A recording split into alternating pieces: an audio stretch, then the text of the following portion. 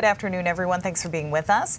A wet start to this Memorial Day, but things are turning around. Ryan Breton joins us with a first look at the forecast. Hey, Ryan. Hey there, Amanda. Good to be with you. A live look out at Sunday River's golf course shows we're starting to see some breaks in the clouds there. The rain is now long gone in western Maine and the mountains, and some brightening already starting to happen. It is pouring, though, in the Bangor area. It won't last long, though. The back edge of the rain is flying through the state right now. This is a look at the satellite radar over the last few hours, and you can see the rain has tapered now in just about all of southern and western Maine. We have some sun breaking out from Rumford back down toward Conway and Lake Winnipesaukee. Still pretty cloudy in Cumberland and York counties, but we'll get some sun breaking through in the next hour or two. Pouring rain from Bangor down through Penobscot Bay, the mid-coast. Down East Maine still has more rain to go, but even here by about 2 o'clock, the rain should be ending. Right now, 53 in the rain in Bangor, 58 though in Freiburg, where we're starting to see some brightening.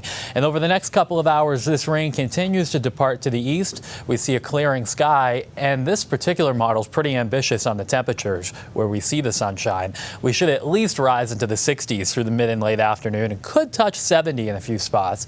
Going to be a little tougher to break the clouds apart in eastern and northern Maine, but you should do that before the sun goes down this evening. And across just about all of the state, looks like a really nice evening that'll be out there with temps that drop into the 50s to around 60 by 9 o'clock. Weather tonight is going to be quiet, and then back to work and school for most tomorrow. We're looking at a great summer-like day. Lots of sunshine with temperatures tomorrow afternoon that get back into the upper 70s and lower 80s. We're in for another good-looking day on Wednesday, but then it's back to cool and damp weather for the end of the week. I'll see you with much more on that in a few minutes. Ryan, thank you. We'll see you then. A man from Portland was arrested after a head-on crash on Route 302 in Naples last night. It briefly led to a standoff with deputies. The Cumberland County Sheriff's Office says the crash happened around 7:15 at Roosevelt Trail and Sawmill Lane. Deputies say Joshua Morin crossed the center line and crashed into one car, seriously injuring 2 people. They are expected to survive. Deputies say Morin ran to the end of a dock off of Sawmill Road and refused to surrender for more than an hour before eventually giving himself up peacefully. The sheriff's office says Morin was found to be missing from a federal correctional halfway house in Portland. A Monmouth home was heavily damaged last night after fire spread from a wood stove connection into the walls in the attic. The Monmouth Fire Department said in a social media post that police were first on scene on Chipmunk Lane last night around 8:30. Everyone home made it out safely. It was quite a task, though, to put the flames out. The department says 7 departments and 40 firefighters helped out and had to run hose and a portable tank to get water down the camp road. Crews were able to get things under control within just a few hours. Yesterday, a business in Wilton caught on fire. The Wilton Fire Department says heavy fire and smoke was coming from the backside of Chaos Coffee Company on Main Street. The business was not open at the time and there were no injuries. The cause of the fire has not yet been determined.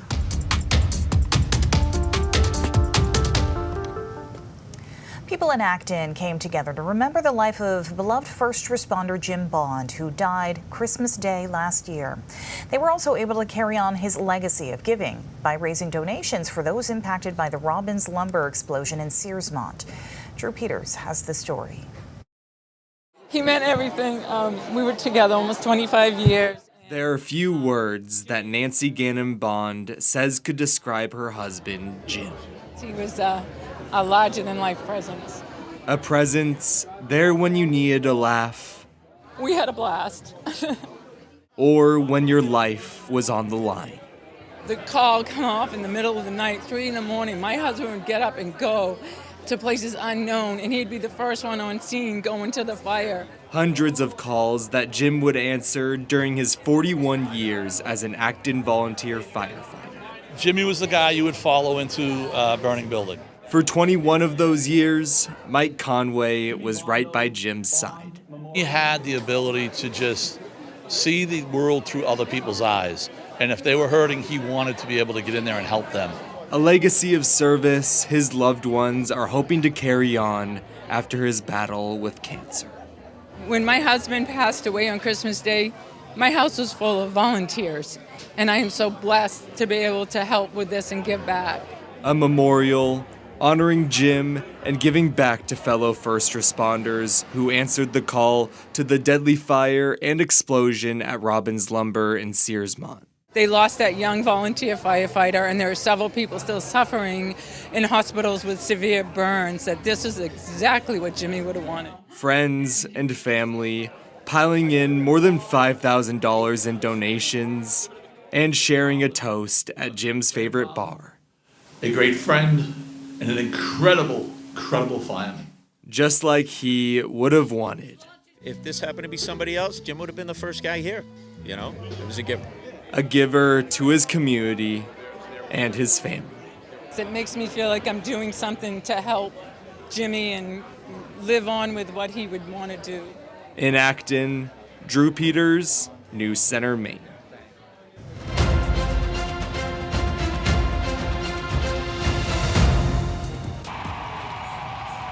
U.S. Senate candidate Graham Platner is campaigning with independent U.S. Senator Bernie Sanders and gubernatorial candidate Troy Jackson as part of Sanders' Fight Oligarchy tour. Hundreds of people attended a rally last night inside the University of Maine's Collins Center for the Arts.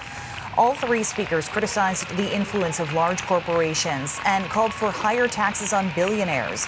Jackson and Platner focused their message on working-class Mainers. They say they support unions, universal health care, and increased funding for public schools. Sanders says he believes the growing influence of wealthy companies is driving an affordability crisis across the country. It's not only Trump that is trying to undermine American democracy.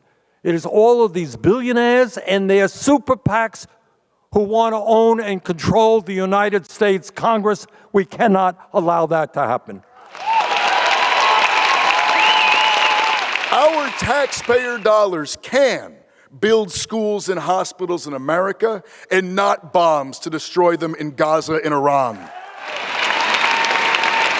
And what little time we have is being stolen by an oligarchy who see our lives, who see us as nothing more than a commodity, an opportunity to monetize. Platner and Jackson are also scheduled to hold a rally tonight in Portland. The event starts at 7 o'clock at Thompson's Point. Political Brew host Phil Hirschkorn will have a report on that event later tonight. For voters casting a ballot in the U.S. Senate primary, they'll see three names for the Democratic nomination: Graham Platner, David Costello, and Governor Janet Mills. Back in April, the governor ended her campaign to run as the Democrat, facing Senator Susan Collins for her seat in Washington. Mills said it was due to a lack of funds. However, until Mills sends the Secretary of State a written notice that she's out of the running, Mainers can still vote for her. Chief Deputy Secretary of State Catherine McBrien says with ranked choice voting, there is still a chance she could earn the nomination. Anything's possible. It's up to the people of Maine. And, depending on how they vote, we will count their votes. Ranked choice voting is in place for the Senate Democrat primary.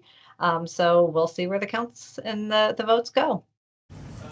News Center Maine has reached out to members of Mills' former campaign for comment on whether she intends to send written notice. She's withdrawing, but we have not yet heard back. The Secretary of State's office has a ranked choice voting free nonpartisan informational session next Monday. You can head to our website to learn more.